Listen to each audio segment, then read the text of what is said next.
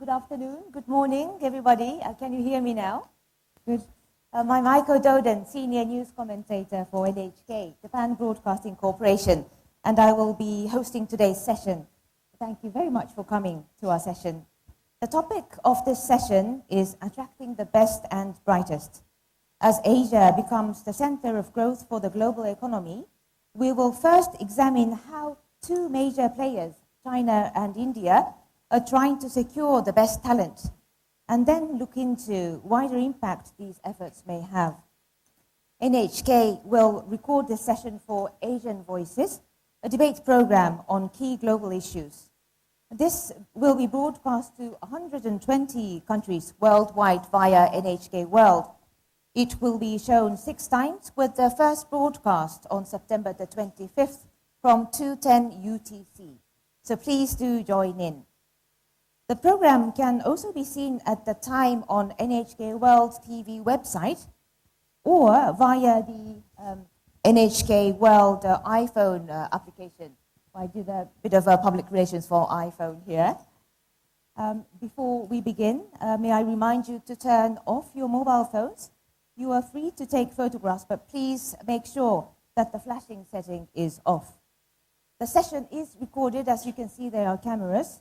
So please do stay in your seat, and I will have to do my best to make this discussion as engaging as possible so that you will choose to stay in your seat. I look forward to your contribution in making this discussion a meaningful one. We are almost ready to start the recording.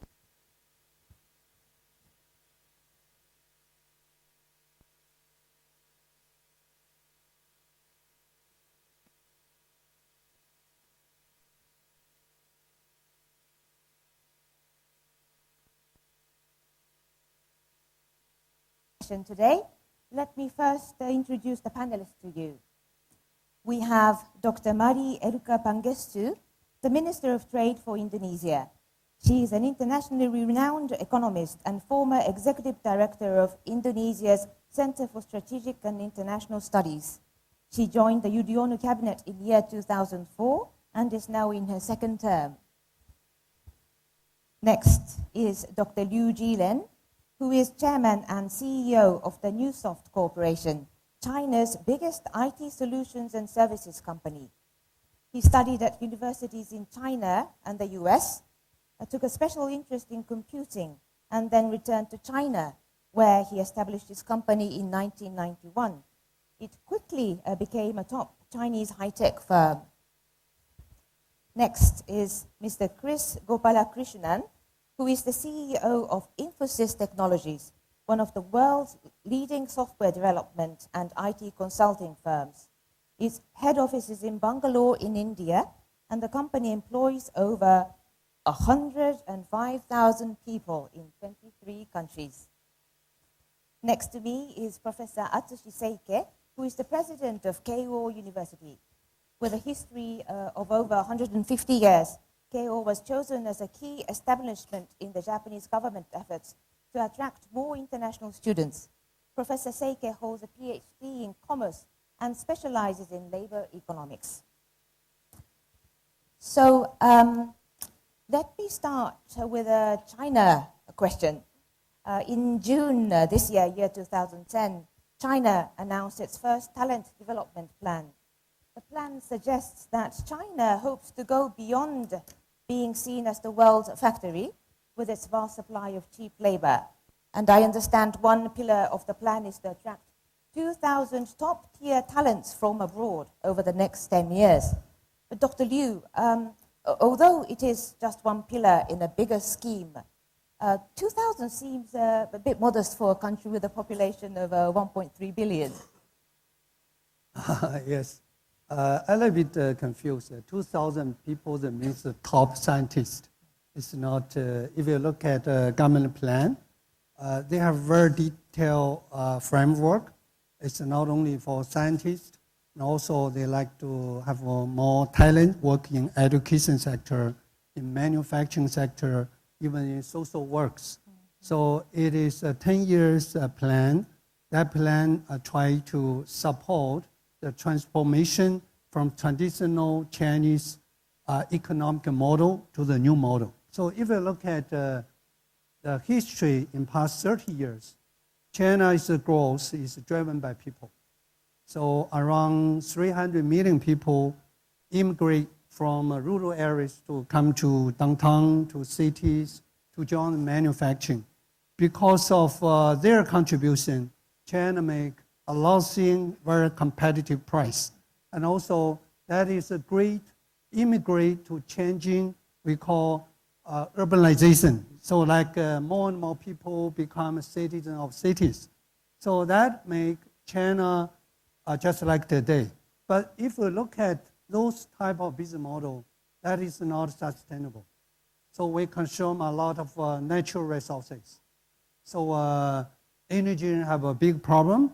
Another big challenge for China is now every year we have 6 million young people is graduate from university. What is their job in the future? So that problem is economic issues, and also we say stability of society. That is another challenge.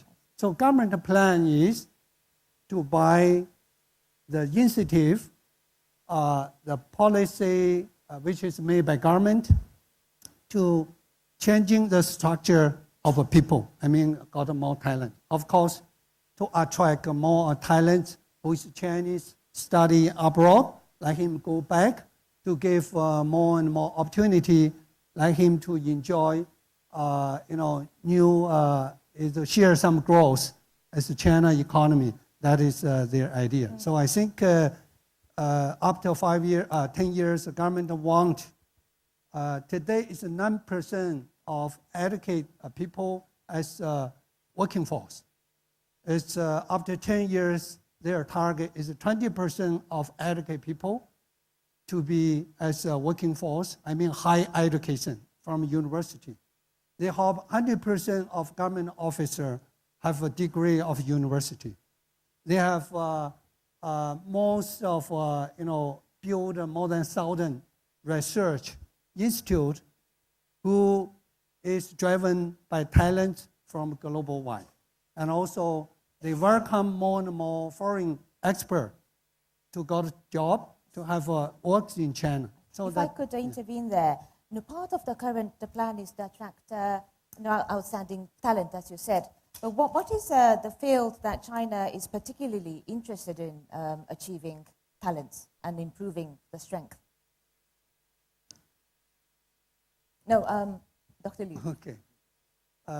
So I think that, of course, to attract the talents, firstly, every people, they hope they got more opportunity. So today's China, if you look at today, more and more Chinese, they just like myself. 20 years I study US. I go back, but most of my classmates still work in the United States because in that time there's no opportunity. But today the institute plan, and I cannot say attract more talents go back. I can say China attract people, they go back. Just like an Indian, more Indian, we call talent mobility. They like to, they just like a capital. They moving driven by opportunity.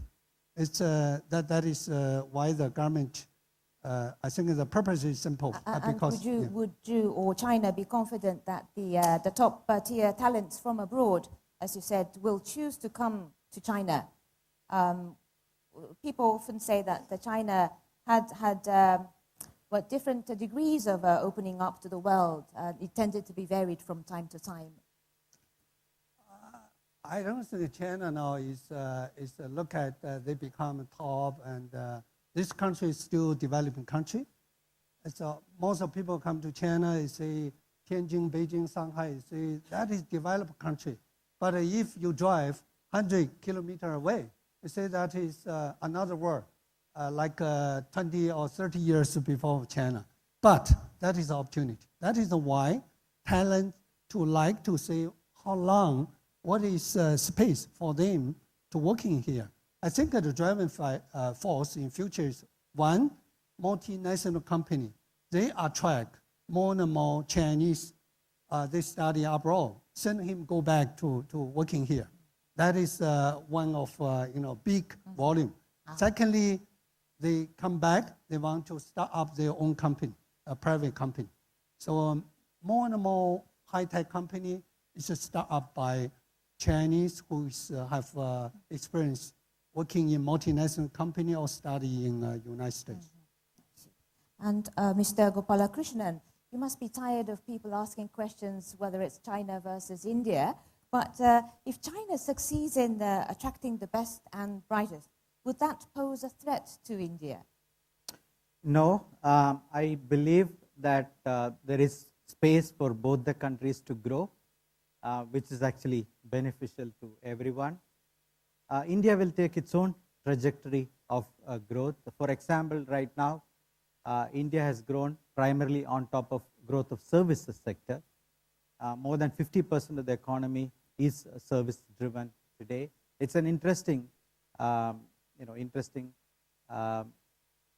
differentiation of India in the sense that without getting into manufacturing, India has developed into a services economy. So India will look at attracting the best talent in two ways. One, because of the growth of the economy, it attracts investment, it attracts businesses, it attracts people to come back to the country.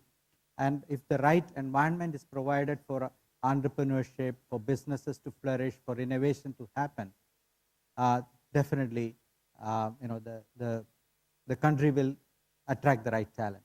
The second way especially Indian businesses would benefit is by recruiting people globally, either to work in their operations around the world or to work in India, to come back and work in India. We are having a larger and larger number of non-Indians coming to India and working in India. Now, if you look at our story itself, Infosys itself, we have significant presence in China, in Eastern Europe, in South and Latin America, in Philippines, etc. In China itself, we have 2,600 people. So we are actually benefiting from a growing educated population in China which wants to work for global companies. So we're benefiting from that, and we've grown quite well in China, 2,600 people. So we see this as a way for us to take advantage of the attractiveness of India, take advantage of growth in different parts of the world, and the ability to attract the right talent. We have to make sure that we create the right environment, both in India as well as in Infosys, for these people to do well. And Indian IT industry, including yourself, your company, is reaching out for Chinese talent, as you have said. Yes. So we have had good experience growing our center in China. As I said, we have 2,600 people. See, what we look for in attracting people is one, learnability, ability to learn, because today's environment, change is a constant. Change is happening faster and faster. So you have to have employees who can learn very fast. Second is problem-solving skills. An attitude to life. When you see a problem, you don't feel threatened. You don't feel challenged. You feel that it is an interesting problem to solve. It's an optimistic kind of attitude. And the third, because we are an IT industry, a passion for technology, passion for information technology and things like that. And we can find such people anywhere in the world, and that's what we look for when we look for employees. I see. So do you think this so-called flattening of the global economy has a role there? With the spread of internet, all countries can compete as equals, and being a bright boy in the perhaps remote part of India will not be a disadvantage. How do you think this flat world phenomenon or ideas have affected corporate structures and human resources struggles? So in one sense, yes, if you have access to internet, if you have access to education, you can participate in the globalization, you can participate in the opportunities that are provided. But there is still a large population. So for example, in India, about 300 million people are still illiterate. So the challenge is to make sure that they have access to internet, they have access to education, they can participate in globalization, etc. And how soon can you make that access available to them? Because today, because of television, they see what they're missing.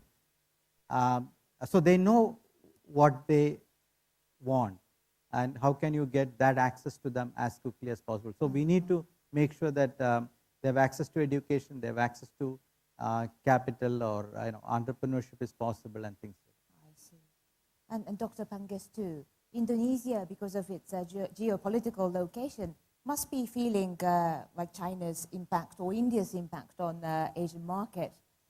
You have once spoken about the need for Indonesia to avoid direct competition with China and find niche markets. What would that be, do you think? Yeah, our strategy in terms of having to compete with two large emerging economies as our neighbors is to differentiate, do product differentiation, find the niche that is in line with our talent. So for instance, China, as the factory of the world, has a large pool of very low cost labor producing mass produced goods. So we do not compete head on in that area. We try to find a niche where we move up the more medium and higher end of any of the manufacturing value added chain. And we try to promote the fact that we do have low cost, not just low cost labor, but also low cost and skilled as well as creative labor force. And one of the things we have found when we do comparisons with, especially with regard to human resources between Indonesia, China, and say Vietnam, is that Indonesian labor force has a low turnover rate. So in any of these low-cost factories making garments, footwear, we have a 1% turnover rate, whereas in China or Vietnam, it's like anything between 8 to 10%. And that's partly because in China, you are relying on migrant labor who are moving. Yeah? They're coming from the rural areas, coming into the urban areas. Whereas in Indonesia, the labor tends to live where the factory is, and that's part of the reason for the low turnover rate. And that's seen as a positive. And by going medium higher end, we also try to promote that it's not just low cost, but also low cost skilled and creative labor force, as well as better educated. And we have a demographic dividend on our side compared at least with China, maybe not with India, but with China, because we have 50% of our population is below 29 years old. And we will have a demographic dividend where the dependents are less than the productive labor, at least for another 10, 15 years. Whereas China, I think the turnaround will happen in another 5 years. And I think the last thing we try to do is, with respect to India, India is very strong with IT. I think services sector is the other major area that developing countries should get into. We are not strong in IT, but we think we are strong in other areas in the services sector, such as design, animation, and we have already begun to do outsourcing for this kind of work. And this is, I think, it's just beginning, but this is the future for Indonesia. And I think the other way to not compete with China and India is to collaborate with China and India. And one of the collaborations that's going to be signed very soon is we're going to collaborate on an animation feature film on Chenghe with one of the Chinese companies, and also with CCTV. So we think that's very exciting. So if you don't just compete, collaborate, where you have different specializations and skills. And with internet, with connectivity, you can be anywhere in the world and be working together on a project for China market, Indonesia market, India market. So you see this as an opportunity? Yes, then? I think it's an opportunity that we should really explore more with, human resources with different skills and talent, and connectivity bringing us together. And would I be right in saying that Indonesia, rather than pursuing talents abroad, you are trying to utilize what you have within, Yes. the talent within? Yeah, we try to grow the talent within our own country, and we have allocated 20% of our budget for education. And in the latest Global Competitiveness Index of the World Economic Forum, we actually went up by 10 rankings. And one of the reasons is improved education, especially for primary level education. And part of this 20% allocation for education was used to raise teachers' salaries. So teachers are now earning, in the public schools, are earning almost the same as in the private schools. Because that was, previously all the good teachers would go to the private schools and not to the public schools. But we need to do more work on the higher level education, on innovation, on the technology development, ICT, and so on. That's the next step that we will address. And you represent the public sector, the government. So yes. There is a role that the public sector, the government can play in encouraging that trend. Yes. Professor Seike, what is your reaction to the discussion so far? I mean, Japan was Asia's first developed country and enjoyed a period of high economic growth. From such viewpoint, how do you view China and India's hunt to secure talent? Well, I think although China and India are still, enjoying its competitive power from low-cost labor and mass production, but sort of, the center of gravity of competition is certainly shifting towards creating new value added by, highly talented people, even in India and China. And because of that, their demand for highly talented people who can create new value added is now growing rapidly. And as you said, of course, Japan has experienced the same process of economic development.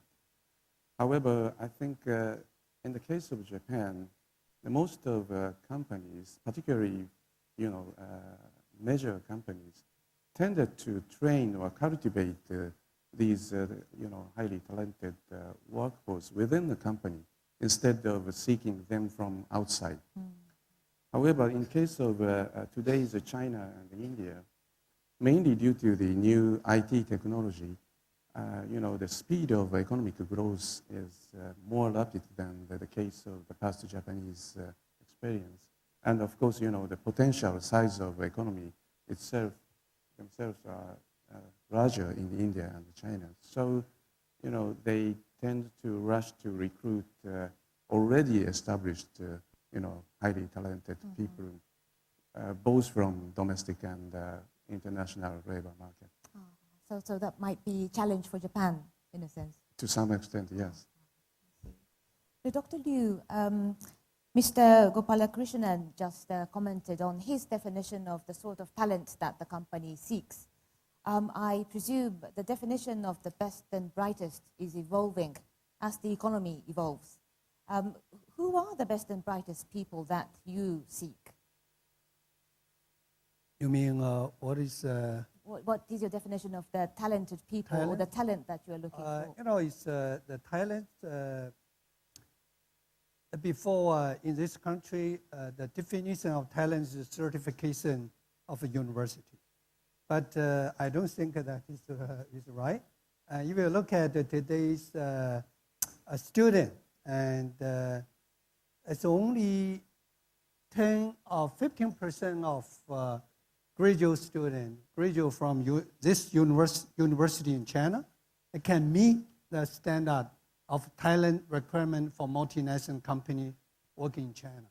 The reason is they need talent who can speak good English, but now we have a foreign language university. They're very good in English, but they also need people understand communication. But 100% of that type of people don't understand communication. So they need people understand the governance of a company and business management. They need how to approach the market in different regions.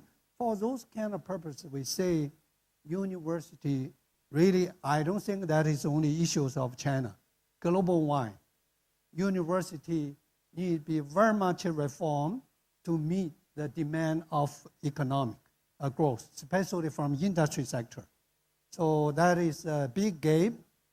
The company like Infosys and Infosys have 100,000 more employees. We have 18,000 employees. If every year we recruit a few thousand people, if we use our own money to train that people 1 year, that may be 10% of our profit. But if you don't train that people, they cannot meet not qualified to work for you. Some of you need to spend 2 years. So I think now how to build a new kind of platform, like education organization should be very close cooperation with industry. So like they know what is the demand from a marketplace. I always make a job. Today, professor got a job is because university student. But the professor never thinking about what is the job of a student. So they got job because all the students come to university. They keep the stable, income, everything here. But if you say, what is the demand? What kind of skill is needed? Most of professor, maybe not. But you are a professor yourself. I was a professor. I was a professor before. Now I switched to businessman. I can understand by my personal experience, I teaching in past, I can say only 20% of thing I teach is available for business. Oh. But I still teaching because there's some framework, there's some design by some bureau, by Ministry of Education. So they have some kind of thing. It's a fully like a professor just follow up their idea. But there's only few people. So to make those kind of design. But today, if we say that people, it need very much diverse. So that should be changed.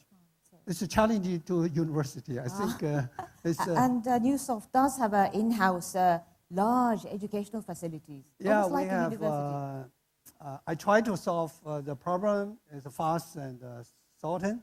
The period, Newsoft use our own money. We set up our private university. Now 25,000 students study in Newsoft University only for IT, information system. We are very much enjoy of that. All the courses is designed by us, and they will learn something we know that is needed. So that make our students, after they graduate, they can got a high payment job because we know what is a high payment, what is a shortage of talent. So also, that is good for Newsoft. We train the people in a university.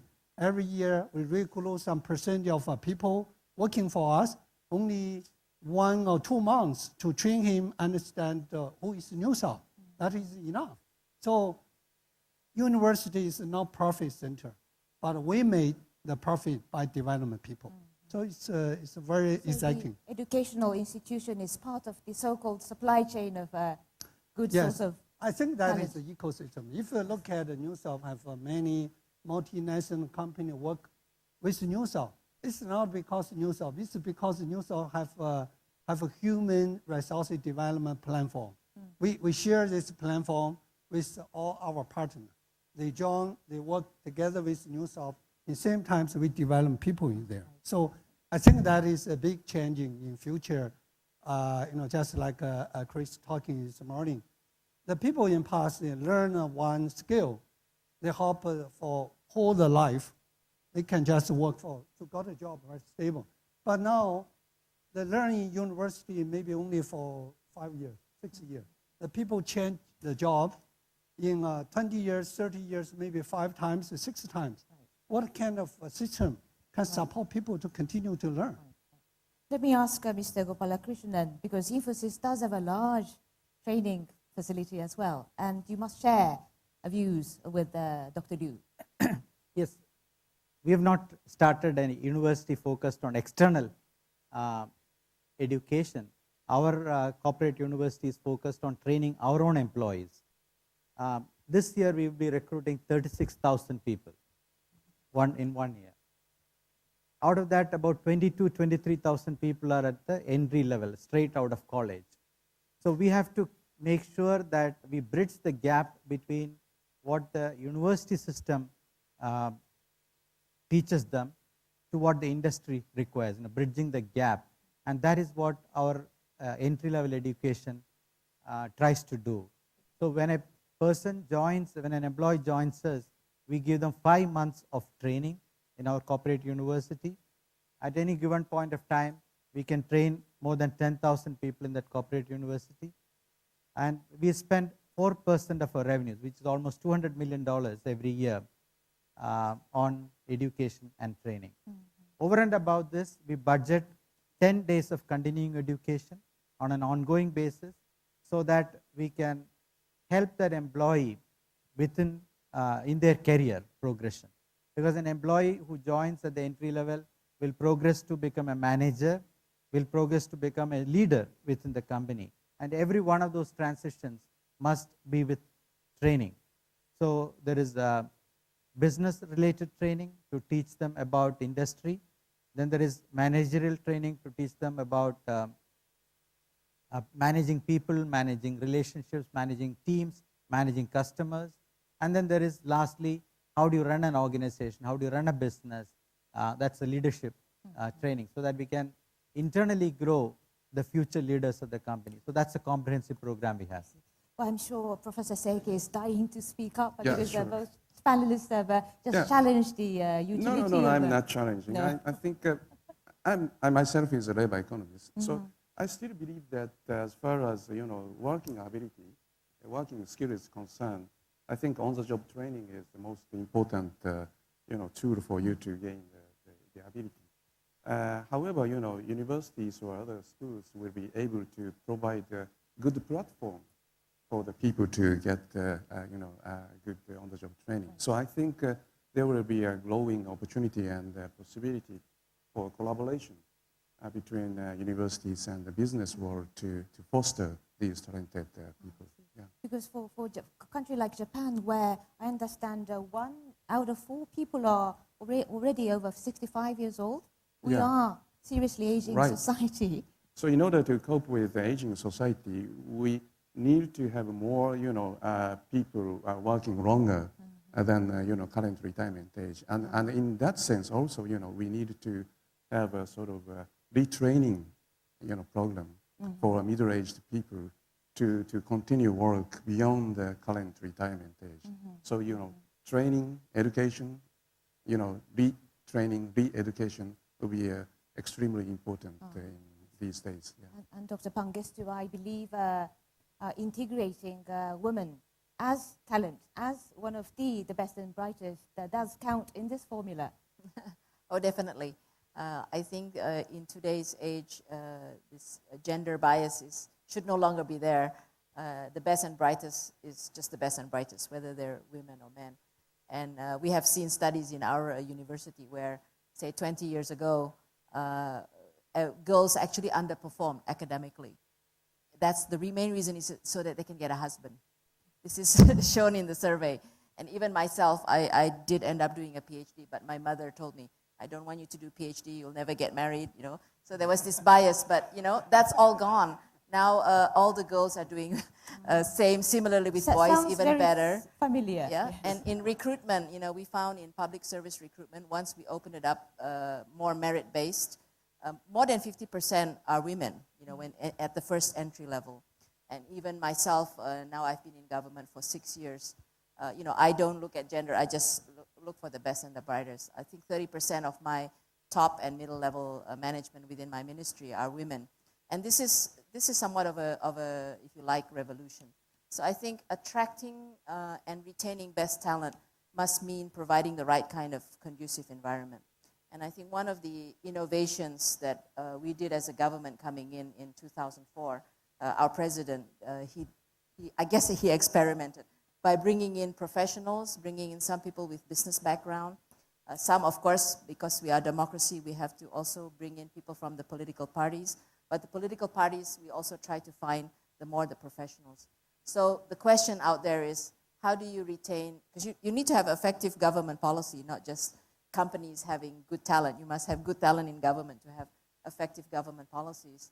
Attracting professionals, attracting business people to run government policy. It's very challenging, and now I've been there for 6 years. You come in because you come in, take a huge pay cut. You come in, okay, I'm going to change, I'm going to do reforms. And then you sit there and then you're faced with the bureaucracy, which doesn't move. Yeah. So the next step that must go along with that to retain good talent at the top level as well as at the middle and lower level is bureaucratic reform. And here is where we do actively go out to recruit to the universities. and sell. You have to sell your ministry. Why would you want to work for my ministry? Because A, B, C, D. And then once they come in, we will train you, we will send you for higher education, graduate training, skills training, but your place in the ministry as you go up in the career path also has to be made clear. And finally, very important, remuneration. This is something that's a work in progress in Indonesia, where for the same level of bureaucracy, they have different levels. You can have different wages depending on the type of work you're in. So someone working in the tax office will earn more than someone in my ministry, just because it's a higher risk, more burden in the work, and so on. So more merit-based and more remuneration based on performance as well as on a job description. This is something very revolutionary in a bureaucracy. But this is needed, I think, if you want to not just attract, but retain good talent in government. Otherwise, it's not just companies that need to have good talent. Governments need to have good talent. I see. For Mr. Gopoalakrishnan, I think the same principle might apply to private sector as well. The question here is how to retain the talent that you have acquired. It is tempting to assume that a high salary and good working conditions are the only key incentives. Is this true? How would you define the incentives? No, you'll have to look at a broader set of incentives. Compensation and salary is very important. There has to be a minimum level, but ability to work with peers whom you respect. The peer group is important. An open and conducive work environment is very, very important. Non-hierarchical, especially with today's youth. Ability to learn and improve their own knowledge base. Ability to improve their employability, because that is again very important. Sometimes a purpose in life and a purpose, they associate with the business itself. What kind of business? So sometimes purpose is very, very important when you want to attract people into government, etc., because of the larger good you are able to bring about change in society, etc. So there are multiple things you need to cater for in today's world. Salary is just one component. And Dr. Liu, you have said before that the appeal of a firm is more than financial. And it seems that many of the cultivated young engineers in the Chinese IT industry are often being lured away by Western firms, with often offers that are difficult to resist. What needs to be done to stop those engineers or scientists from leaving? I think my personal experience is the environment, the working environment, not the physics. And I mean the culture, a vision, a value is more important than the money. And so in Newsoft, in past 19 years, we have very, very low attrition rate, especially for executive top. I mean the top 1,000, 2,000 people. The reason is, firstly, we gave him a very good trust. So means we give him a power. They work for us, but they just like an individual startup company. They have their financial power. They can recruit their resources and people. They can give a proposal to develop spend some money for R&D, and also give him more space. Sometimes you give him more difficulty, you can pay less. So that is kind of a balance. So that means the people enjoy those kind of a challenge. Another issue for me is China is a big country, a different region, maybe a little bit of difference. So you cannot say in Beijing, you use Beijing's policy to say the people invest of China, because the living standard, environment is totally different. For me, the Newsoft now, we have operations in Germany, Romania, Finland, the Middle East. For Europe, I have so many communication with our employee. I think they are much more sensitive in holiday time than the money. So that means the incentive is, if you make a great job, you can have a double holiday. Then you pay double salary. So that means it's very different. Even all the Chinese, we need to very much to focus on very micro, arrangement, not very much general. And what about Japan, Professor Seike? Well, I think the situation is also the same. I mean, creative people and high caliber professionals tend to like to have more degree of freedom in working hours, in working places. And let me add one thing, and particularly for very creative people or high caliber professionals, I think they tend to like to have their own credit for the work they have done. Because for a professional or for a creative people, sort of a personal, his or her personal brand is more important than a company brand. So they tend to love to have their own credit for the work they have done. Yeah. And with regards to Japanese government or Japanese academic institutions, what further efforts do they need to make to first secure talents and then retain them? Well, first of all, for the Japanese business, although, recently some companies start recruiting, for example, foreign talent, an international student. And also, the Japanese government is now trying to attract talented, international student taken to Japan. But maybe I think we feel Japan is a little bit late to attracting these high talented manpower. So in order to attract these highly talented people, we need to provide a more attractive package. And for example, for the Japanese company, because of sort of seniority-based wage structure, they tend to pay lower wages for younger people. And these, relatively lower wages are not so attractive for, young, brilliant people.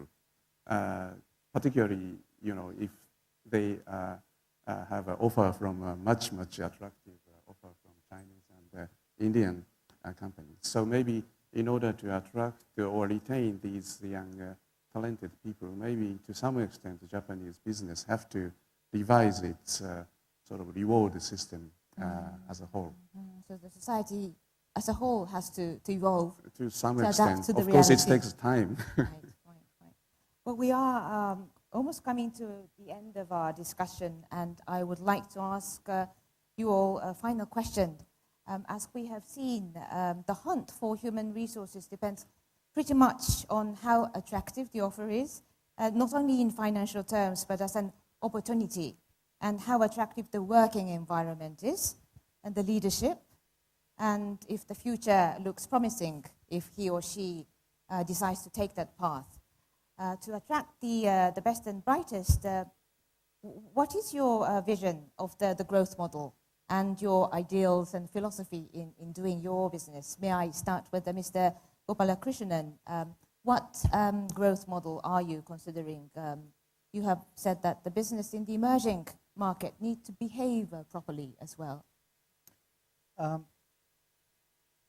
See, if you look at the broader definition of sustainability, sustainability of business must include a respect for society, a holistic development of the business in harmony with society, and the leadership must behave in a way or must conduct themselves in a way that they get the respect of the employees, they get the respect of the society in which they operate. I think that is very, very important in today's world, and many employees look up to these leadership for their own career progression, their own vision of the future and things like that. So that's why it is important for the leadership to conduct themselves appropriately. In today's world, actually, CEOs are losing respect in some sense, and they have to regain that respect in the way in which they conduct themselves. And Dr. Liu, what will the future look like for your firm? Will it become even more global, or what do you further seek to accomplish? I think key point is people. The people is core competence of New South in the future. So our strategy is to build a leadership in global wide. It's not only by Chinese. So we need to got more people from overseas, from Europe, from United States, from Middle East, so from the place which have a market there, and also in our board, in company governance, we will like more the people is from outside to join us because that gave us more global vision. So today, if you look at the opportunity, the people is very much mobility. So we can easily to got people from manufacturing, of course, quality assurance from Japan, innovation from US. For our automotive and mobile phone, we got people from Germany, from Finland. So also, if compares cost, I don't think that China is only competing in cost. So even, we have our operation in Romania. I say Romania cost is same as China now in software business. So the world is a fly. It's a lot of opportunity for us. So find the right people. The right people doesn't mean the Chinese people. So we need to learn to build a trust, to let him to say, the company can also give him excellent working environment for everybody who join the New South. Dr. Pangestu, how will Indonesia position itself in the Asian economy and the global economy? What is your vision? My vision is that I think the key is always the human resources and the people. And I totally agree with Dr. Liu just then, who said that basically the old way of education where you teach somebody one skill and they have that skill for the rest of their life working is no longer viable in today's globalized world. So you have to change the way you undertake your education. They have to be creative, they have to be flexible, they have to know how to change and adapt to different situations. So we are spending a lot of our resources in terms of the education budget to improve the primary education. We start with the primary education. And we're developing what we call the creative industries, which is very much, on the mind. Your main resource is your mind and how innovative and how creative you can be. And that requires both a curriculum change and the way teachers teach. Yeah, not rote learning, but thinking out of the box and teaching creativity. And part of the education budget, we will also spend on sending our best and brightest abroad. We have a scholarship fund that we have set up within the education budget, which will send the best and brightest abroad because we also need to learn from outside. So how do you go from efficiency-driven economy to innovation-driven economy? It's your human resources, it's your technological readiness, it's your research and development, it's your innovation. I think, that's what we need to develop in the next 5 to 10 years ahead. And we also need to have effective leadership within the government. So we need to retain, attract and continue to retain talent within the government, both at the top level as well as at the working level. And at the top level, I think how much people like me who've come out from non-government coming in as professionals succeed in undertaking reforms is going to be key. So bureaucratic reform is a key part of it. I myself, I'm the trade minister. I had a colleague who was also a woman in the finance ministry position. I think role modeling, in terms of where would the younger people strive to, role modeling, such as the gentleman here too, is also very important. So I can be there, I can reach there. That's also a very important aspect, I think. So you are certainly charged with a very important mission. And finally, Professor Seike, how will the race for international talent affect Asian countries, including Japan and the world? And what future do you foresee? Well, of course, the international mobility of highly talented people is growing, and the opportunity is expanding beyond the country border. So, of course, not only Asian countries, but also European and American countries highly affected. And I think in the short run, you can sort of, headhunt or attract highly talented people by offering good financial incentives. But in the long run, if you if you continue scrambling for highly talented people without cultivating or training new ones, you know, the supply of these talented people will be depleted sooner or later. So we need to have some, collaborative schemes in which we will be able to train and foster these highly talented people. And of course, you know, university should be involved in that scheme.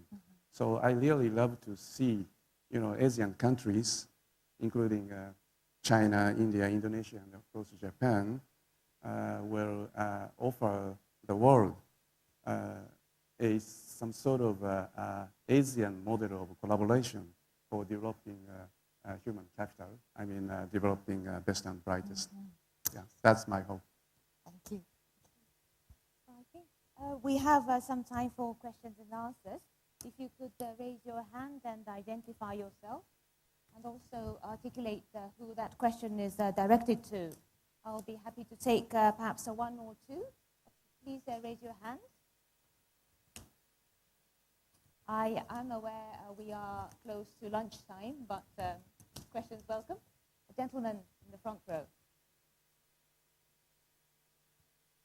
My name is Norio Sawabe. I'm from Kyoto University. At the same time, I'm working for the Elka Foundation, which is a specialized foundation to help management accounting researchers doing their jobs.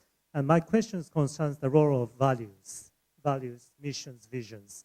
And hearing from the panelists, speeches and discussions, I thought that those values, missions, and visions or cultures seems to be a very important element of attracting best and brightest. At the same time, not only attracting those, but also cultivating those people, potentially talented people. So I'd like to know your opinions about how much does that element affects your businesses. Who would you like to address that question to? To those, particularly to Liu Jiren, Mr. Liu Jiren, but also to other panelists, as well as especially to Professor Seike, whether that kind of stuff can be taught at the university, or is that something redundant that we shouldn't talk at the university level? And any more questions? I think I should take questions and then ask the panelists to answer in all one go. Any hands? Lady in the back, please. Hello, my name is Maura O'Connor. I am the chairman of the Los Angeles County Economic Development Corporation, representing what would be the 17th national largest economy if we were a nation. I would like to ask the gentleman on the panel to address because we've heard from Ms. Pangestu, what steps culturally they think are needed in order to encourage the movement into management of women in their particular cultures. And we'd be interested in learning, because that is also a challenge we face. Thank you. We had two questions from the audience, and if the first question was directed to Dr. Liu and Professor Seike, for the sake of time, and the second question from the lady in the back was about integrating women into the management, and that question was addressed particularly to the men panelists on the panel. So anybody ready to answer the question? Dr. Liu? I think the value, mission is really, really very, very important. And especially when the company get bigger and bigger, and management executive, you have no chance to dialogue with each of the individuals. So given every people the common sense, the common target, dream, like every people share same dream, that is very, very important. Like news of value, we hope every people keep it simple. So simply, that means if you want to talking something, direct to talk. Teamwork, you need to have each other, the trust. So that means when you give the job to anybody, you need to trust him. So obligation, and trust you need to give rented something. And so that is, I think the value sometimes culture is not very comprehensive. It's very, very simple. But those simple things is very, very hard to implementation. And for us, of course, every newcomer, when they join the company, we have a books like him to read. We have a radio and a promotion program. And then we have our special organization we call Branding and Culture Center. That is a dedicated organization to promote the value and mission and culture. So like everybody, every day, they can smell what is the culture means. And so that is very, very difficult. But you must do this. Otherwise, the people will lose their direction. And the second question about integrating women into the management. What steps to be taken to have more women into the management? We are a very good example in the New South. Women in New South is very powerful. And we have a CTO, CKO, CFO, and Chief Marketing Officer, all women. So they are really good, especially in software business. You know, women is very, very detailed.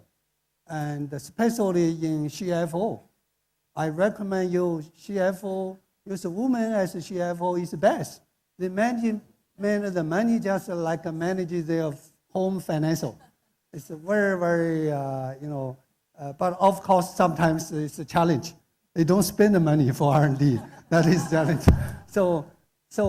But I think the women in China is very much equal, in executive, in management, and in professional, and it's good. So we enjoy 40% of, 35% of employee on New South is women. I see. And then please go on to answer the women and the management. 33% of our employees are also women. Of course, there is equal opportunity for women employees to rise up, but we have to make sure that every single policy, every single step we take is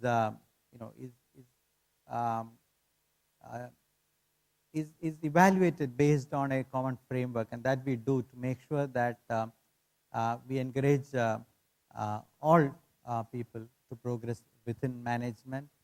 At senior management, there is a challenge today, but over time we believe we will be able to overcome. Because 10 years back, the percentage of women was 18%. We have brought it to 33%. So we have come a long way, but we have some ways to go. On vision and values, I strongly believe that the leadership must commit, leadership must walk the talk. You know, the best example of leadership is leadership by example itself. And so what we do at Infosys is, as part of the leadership training, I am also requested or required to teach leadership, values, ethics, etc. So leaders themselves teach these things. Professor Seike, 2 questions in one go. Yes. Well, I think value and missions are very important to attract people. And I think you should distinguish these values and missions of institutions, say a company, and the professions. Okay? And I think for creative people or high caliber professionals, I think they are more loyal to their own profession rather than institutions they are belonging to.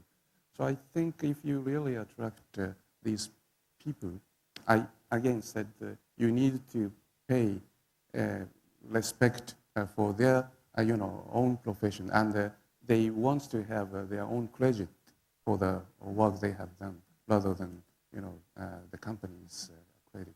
So for first question, value and mission is important, but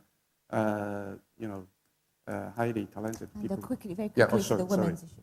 Women's issue, of course, eventually, market power pressure will solve that problem. Unless, certain business will not be able to utilize a highly talented woman's power, this company will lose a competitive power in the market. But before that, maybe certain kind of, policy incentives to to increase, for example, the proportion of the number of female managers within a company should be necessary. Thank you. Thank you very much. It seems that the ability to attract the best and brightest may depend a great deal on the drawing power of a nation and its industries. The hunt for talent we discussed today will no doubt have the potential to affect the world economic growth. And so for that reason, this is an issue that continues to demand our closest attention. So thank you very much for being with us today. That's it for Asian Voices from Tianjin. Please join us again next time. And let's give a big applause to our panelists. Thank you very much.